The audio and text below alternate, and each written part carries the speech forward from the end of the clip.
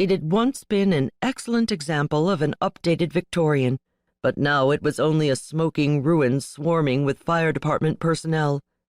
As Tucker Mackenzie got out of his car, he heard the hissing and crackling of embers as they were soaked by the fire hoses, and the pounding of axes as smoldering wood was broken up, and he heard the brisk voices of the men working to make certain the fire would not flare up again. He also heard the whispers of the neighbors who were standing around in clumps, watching her while pretending their attention was focused on what was left of the house. She stood alone.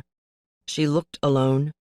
Her pretty dress was a bit too thin for the hint of cold that was creeping into late September, and she stood almost hugging herself, arms crossed beneath her breasts, hands rubbing up and down above her elbows as though to warm chilled flesh.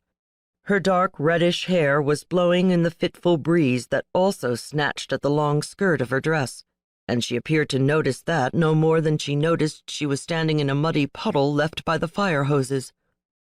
Tucker hesitated, then walked over to her side. Before he could speak, she did. "Are you the one who's been watching me?"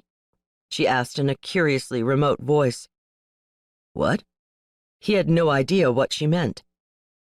"Never mind," she said, as if it didn't really matter. She turned her head to look at him, scanning him upward from his black western boots to his wind-blown blonde hair. Her pale brown eyes rested on his face, wide and startled. More than startled.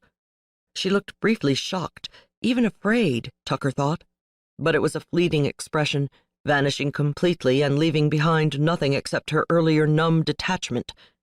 She returned her gaze to what had been her home,